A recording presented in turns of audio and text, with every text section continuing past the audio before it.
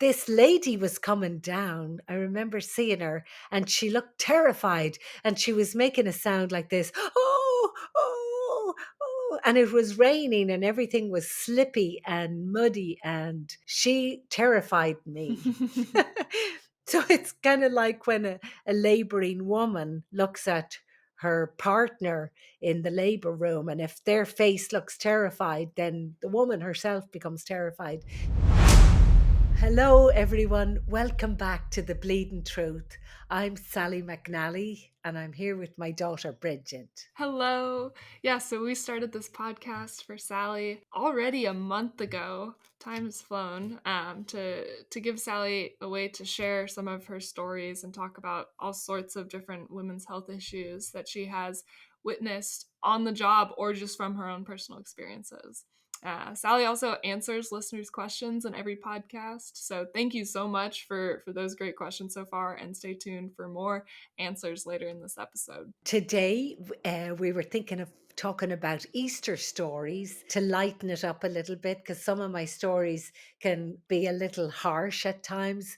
So it's Easter weekend, so we're going to talk a little bit about Easter and some other religious stuff from Ireland. Yes. Yeah, so some of the stories that Sally does talk about are things like female circumcision that she's witnessed in Saudi Arabia, breech babies, and a whole bunch of other wild experiences. So if you're interested in those, you can check back to see some of our previous episodes, and we will definitely be coming out with more of the bloodier stories in the future as well. Okay.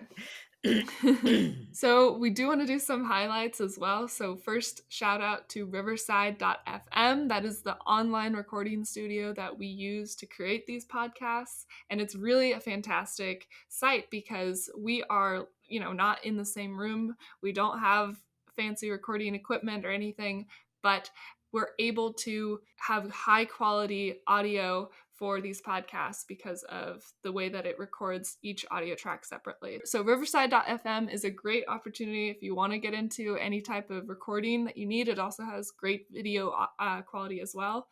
We will link that in the description below if you want to check it out if you have any needs of Riverside yourself. Great. And also, I want to give a shout out to my husband, Johnny Aw. McNally. It was his birthday just yesterday, and he's a great man. He sure is a great man. Did you guys do anything special? We ate Himalayan food. It's a great restaurant here in Ventura called the Himalaya. Yeah, it is a great And it's restaurant. lovely, yes, lovely and spicy. Well, actually, he got me some dinner from there, and he ate at an Irish pub with his friend because I had to teach hypnobirthing class. Well, that's But still nice. yeah, but we did get to like eat a little chocolate together after. Aw. But yeah, on top of it being Dad's birthday, also happy birthday, Dad. It's also been 1 month of podcasting for you. Yeah, Which, how does that feel? Isn't that it's crazy? it's amazing and it's a lot of fun. I'm really enjoying it. Yeah, I think it's nice because we get to chat Yeah, more yeah, frequently as well. yeah. It's But great. the time has flown by, and honestly, I'm really impressed with how well you've just adapted to it, and like you're really good at being a podcast host, Mom. Well, actually, you're making it easy for me, Bridgie. I'm not techie in any way, so all you're looking after all of the tech stuff, and I'm just blathering away. But I do want to highlight, I'm not saying this stuff to be braggy, but I think it's incredible just to see right now you have thousands of hours of watch time on YouTube, Wow, or listen time basically. You have listeners from 9 different countries, that's which so is crazy. fun. And I think that's amazing. You also have 21 TikTok followers, so shout out to your TikTok. 141 Instagram followers in just a month. Like, I think, for both of us not being very techy, that's pretty good.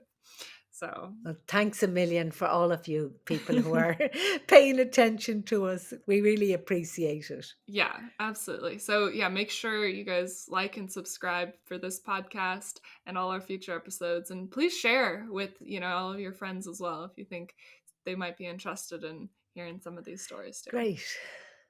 So, before we get into some current events, how about we answer some listener questions? I have one. It is an anonymous question, and they are saying, Sally, I love your energy and radiant demeanor. You brighten my day every time that I go into the office. How do you stay so happy and cheerful with such a full life? How do you manage the stress and pain? Wow, that's such a lovely question.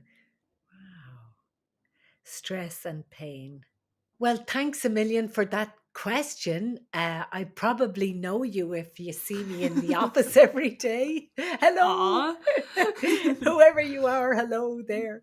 Um, I have a lot of energy. I know I'm very lucky. I am a yogi, so it doesn't just maybe come naturally. If I didn't do yoga, I don't know where I'd be right now. It's probably so good for your body. Yeah, the yoga is so good for me. But also, I try really hard to eat well.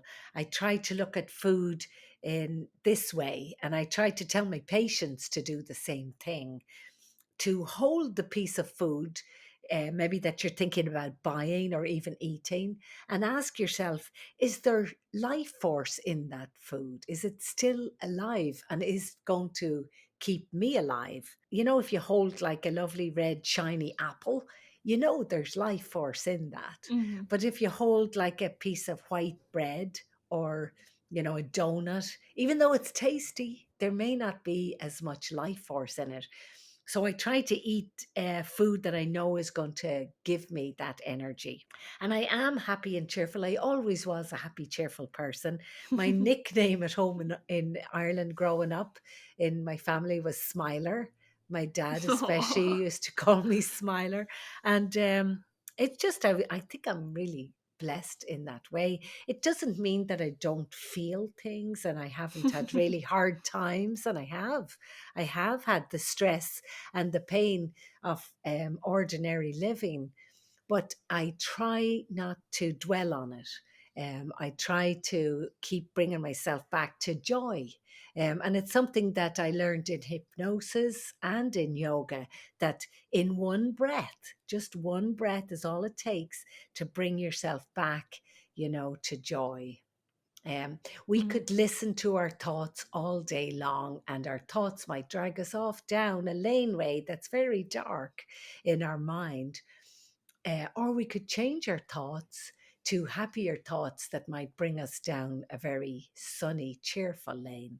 So, Mhm.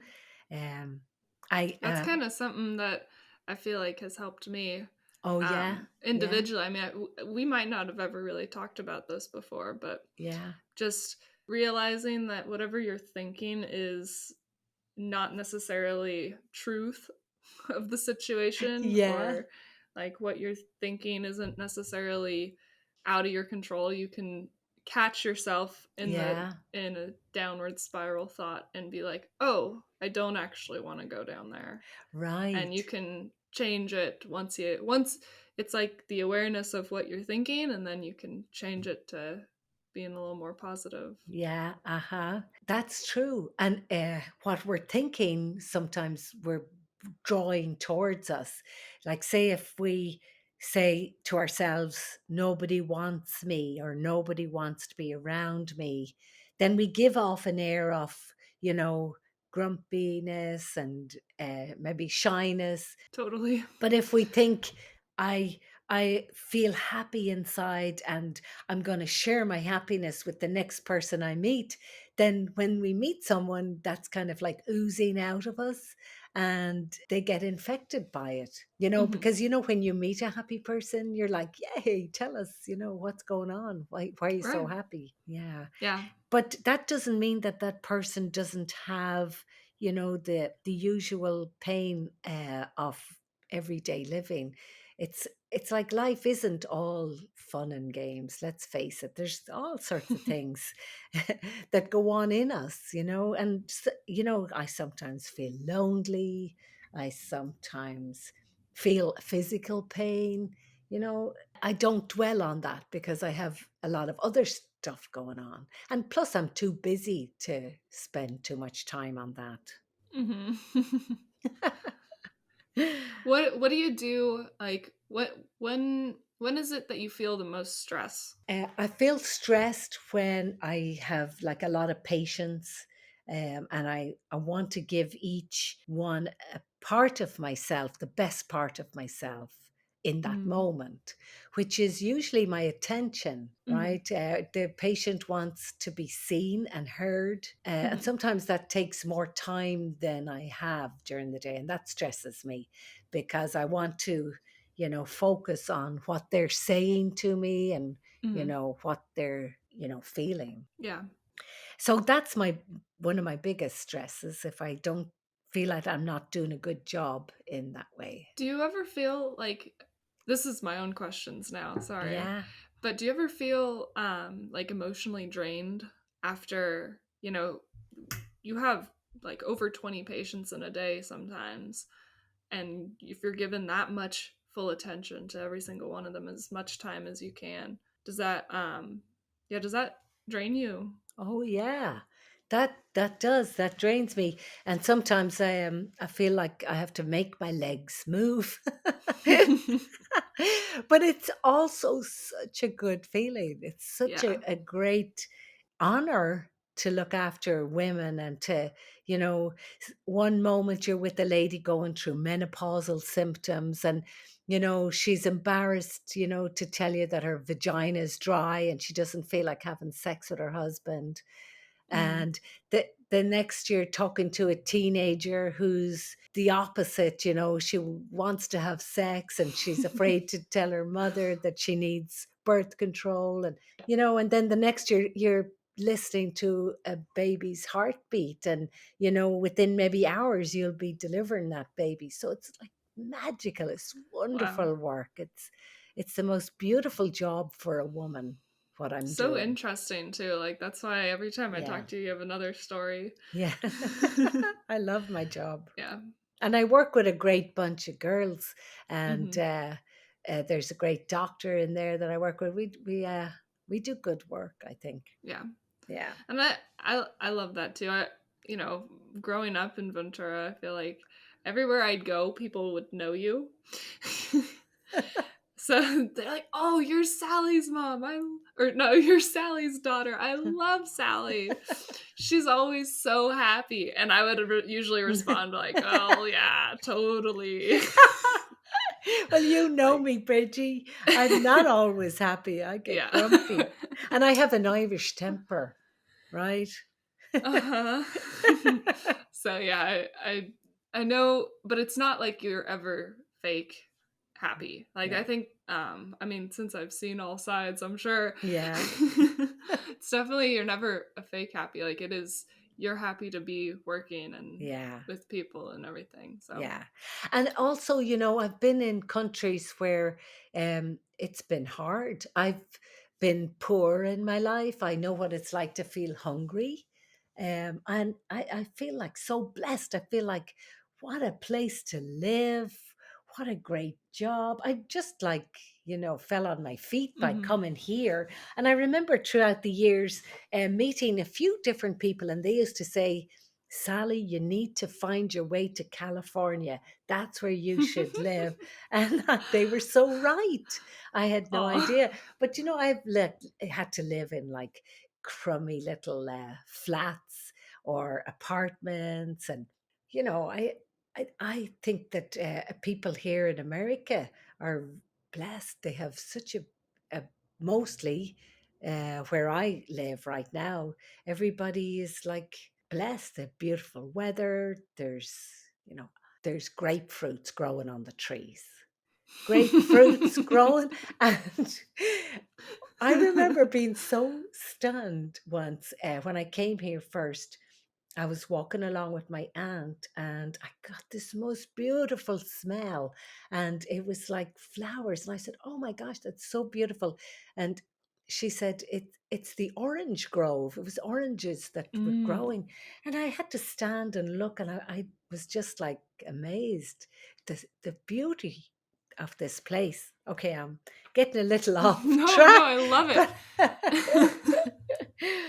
but but I think that when you've been through hard times and you come to a time in your life that it feels good, you should stop and recognize it and say, well, this is a good time, or this is even just a good day, or even just a good moment, and just Mhm. acknowledge that, because you never know what's coming. Life is always changing. Yeah. No, I love that.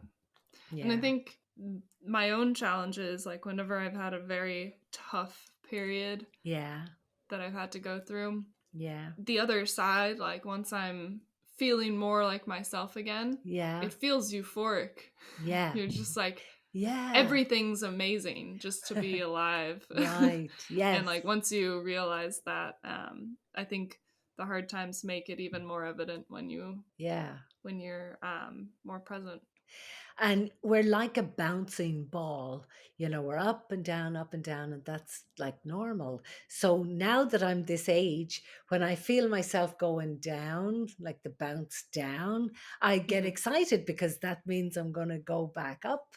And sometimes it's higher and higher each time, because life is so exciting. And I have so many little avenues of interest, and Mhm. I'm able to tie them all together with my job, that it's great Mhm. fun. Every day is great fun. And she recently got a puppy named Seamus. So that Yes. also, yeah, that'll definitely brighten your day Oh my God. and have everything going well. Yes.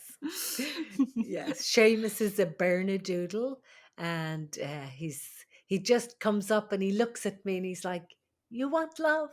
You need some love." And of course, can't keep my fingers out of his curly hair. Yeah, but he's a So that's daddy. wonderful. He's a daddy's boy. Yeah, he Yeah, totally is. yeah, Alrighty, so how about since it's Easter tomorrow? We're not really religious, right? But we've celebrated Easter in the past, yeah. with some funny stories. So we wanted to share those. Yeah. Um, Well, my at home in Ireland, like the Easter bunny wasn't really a thing for us growing up. It was all mhm, about going to mass, right? That morning, you'd get up, you'd wear your best clothes, you'd go to mass. It was as important as Christmas Day, and mhm. we would have a big family dinner, and so we would maybe get a bit of chocolate, and you would get maybe an Easter egg, and that was so exciting. But one year I was over there with Brigid and my husband Johnny, and Brigid was just a little girl, and she was getting into the Easter bunny stuff. And oh my gosh, I got up early in the morning and I said to my father, "I don't have Easter eggs to hide in the garden for Bridget." And he said, "What are you talking about?" And I said, "In America, they have this tradition of the Easter bunny." uh, where the Easter bunny supposedly comes with baskets of eggs and hides them in the garden for the children. And then the children go on an Easter egg hunt. Sounds Um, so bizarre when you and my think father about it. thought, "Oh gosh, that's lovely." And so we got some eggs out of the fridge and we hid them around the garden for Bridget, right? They were real eggs. Oh, really? Yeah. And then Bridget, she woke up and she came down to the kitchen, and she was a little darling. And my father wanted to make it really exciting, because he was like so much fun. And he started saying to Bridget, "Well, I went out to the garden this morning and I saw this huge bunny. He was bigger than me, hopping over the walls, hopping between the gardens." And poor Bridget was terrified. She was afraid of this huge bunny that he was describing, and she would not go to the garden to look for the eggs. She was traumatized did, at the thought did of I it. really not go out at all? No, you were afraid, you were terrified, you were crying. We were like, "Come on, we'll go look for eggs." And you were like, "No, no, there's a huge bunny out there." My poor father didn't get it. That's so funny.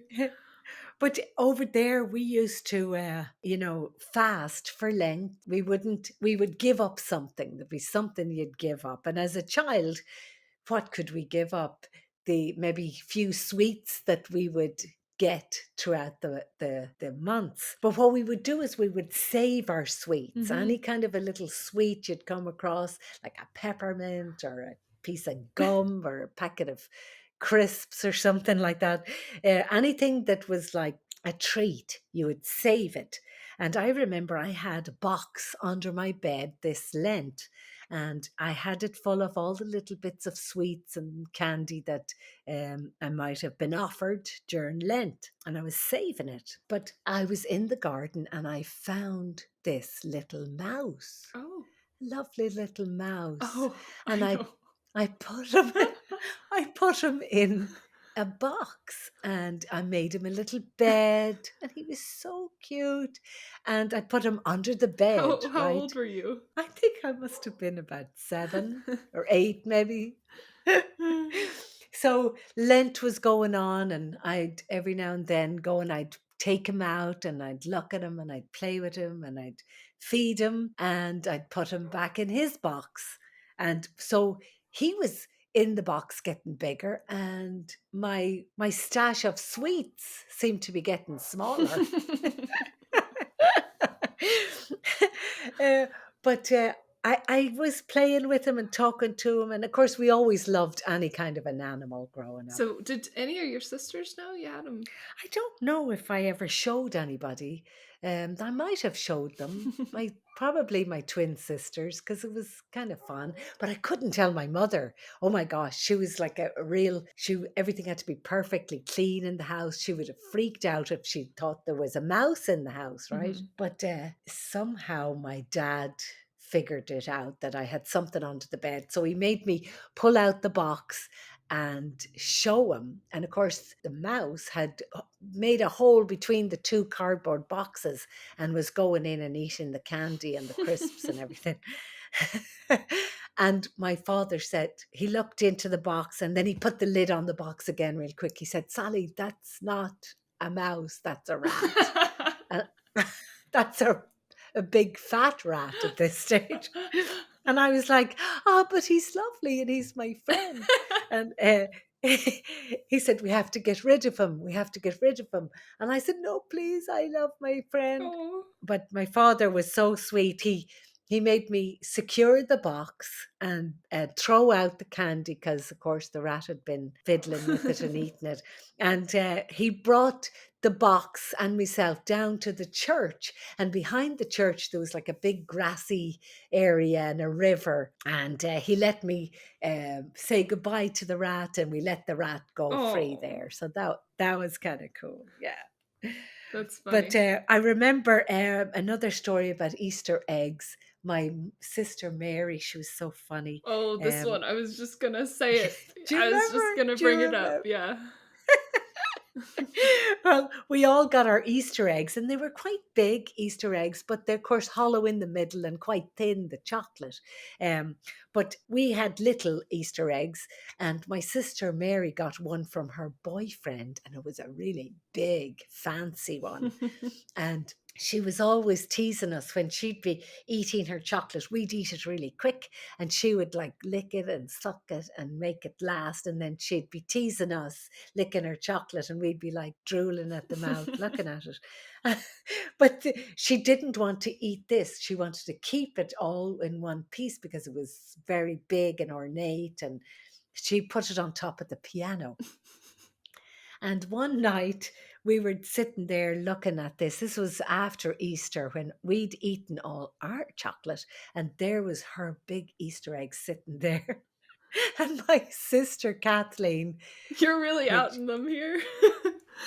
yes, she was so hilarious, Kathleen. Oh my God, she used to make us laugh so much. But she was like, "I want a bit of that chocolate." She was looking at the egg, and we were like, "No, Kathleen, no, don't do it, don't do it." And she said, "She'll never know." And she took the egg down and she put her fist through it. She punched it, right? Oh, wow. And then we ate that half of it that got all broken, and we turned we turned the other bit around so that it looked like it was all still in one piece. But I think two or three of us had great fun eating the half. So that was stealing.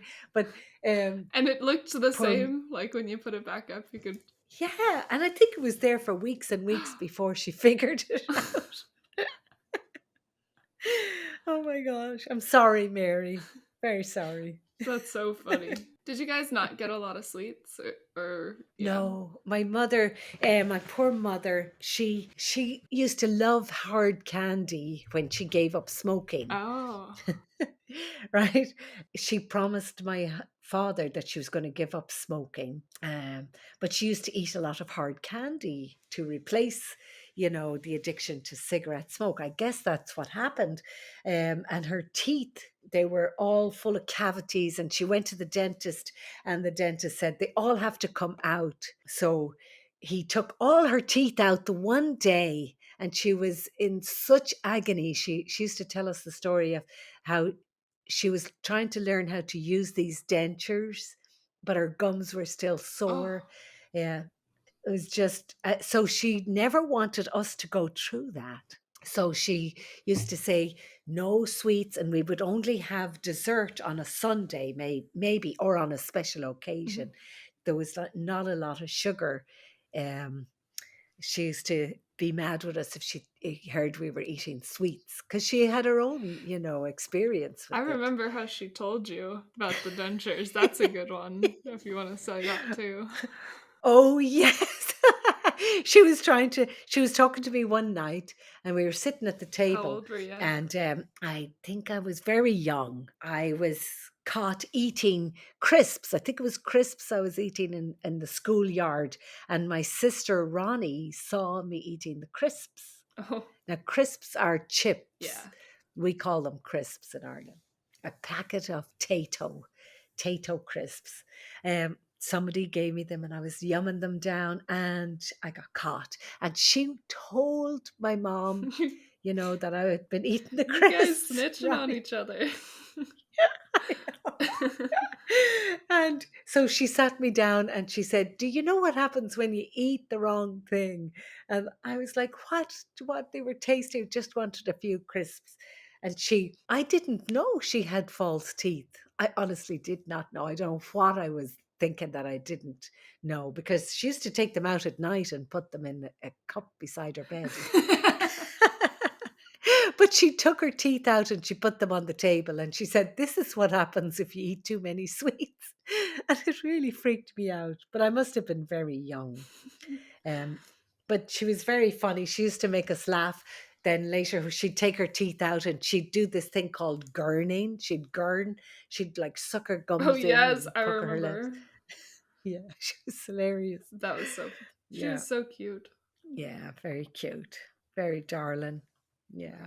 Oh, but you know what she used to do on Good Friday? I believe it was a Good Fridays. She was so religious. She believed so deeply in her religion.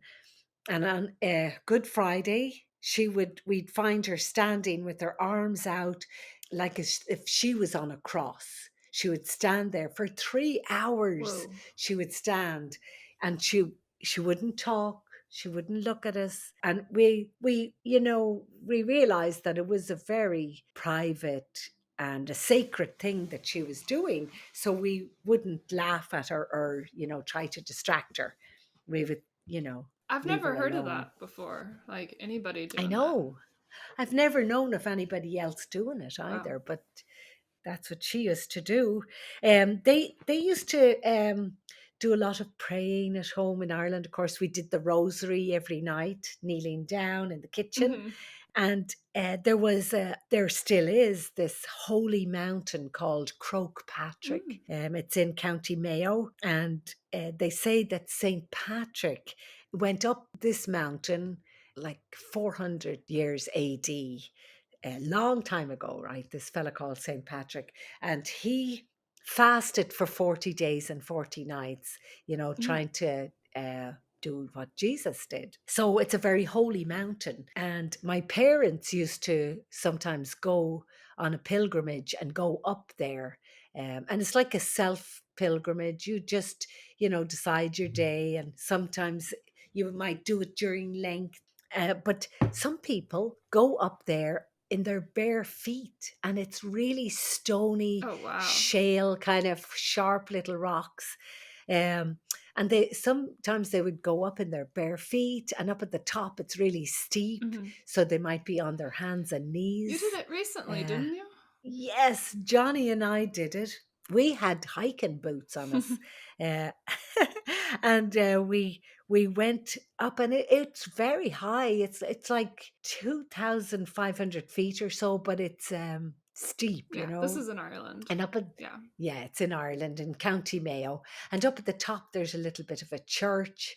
But it's a very holy place, it's like a rite of passage. If you're an Irish Catholic, you got to do that. I didn't make it to the top. On purpose? I mustn't be a good Irish Catholic. The last little bit, I was doing great, right?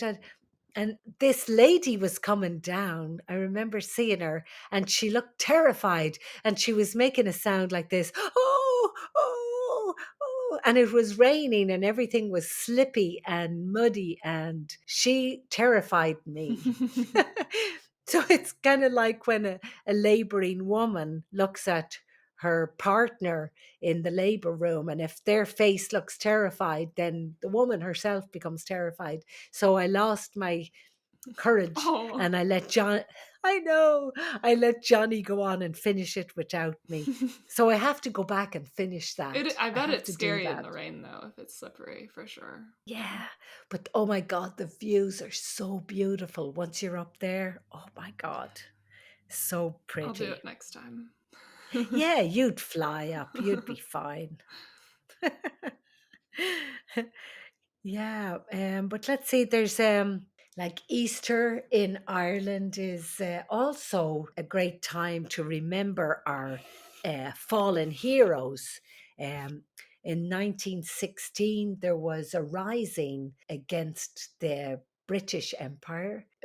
Irish Republican Army was the IRA during those Mhm. days. They got together and they rose up and fought, and there's some great stories came out of that, but also great results came out of that. Eventually the British Empire had to withdraw and leave Ireland. They didn't withdraw all the way, of course. They kept the north of Ireland, but hopefully someday we'll be a united Ireland again. Yeah, I mean, there's so much about that that I still feel like I don't fully Yeah, understand, yeah. but We'll maybe do a podcast that on would, that yeah, we someday. It's a really should. We should do a Yeah. podcast on We'll that. we'll bring Johnny in. He's the historian in the Okay, maybe family. we'll have a history podcast on Ireland. Let us Yeah. know. Give us a comment if you guys would be interested in hearing more about Irish history. Yeah, Yes, that's great. Great idea, Bridge. that was your idea. Sometimes I have a good idea. Hey, well, I think that was great. I know this podcast is definitely not as serious, and some of the bloodier stories have probably still yet to come. But we appreciate you guys listening. Any last words, Sally? No, I just would really appreciate if you guys would follow us on YouTube. Just subscribe. It's free, of course. It's just for fun. And let your friends know if they'd be interested in any of these stories, just to have a listen on maybe YouTube, Spotify, or what's the other one? Apple Podcasts. Apple Podcasts. We're also actually on Google Podcasts. I think another one called Pocket Casts, and then also I think it's Radiohead. Yeah, we're on a bunch of different platforms, so you can find the Bleedin' Truth anywhere. Great. Thanks a million for listening today. Thanks a million. Don't forget to like and subscribe. Shout out again to Riverside. It'll be in the link in our description below, and we'll see you guys in the next one.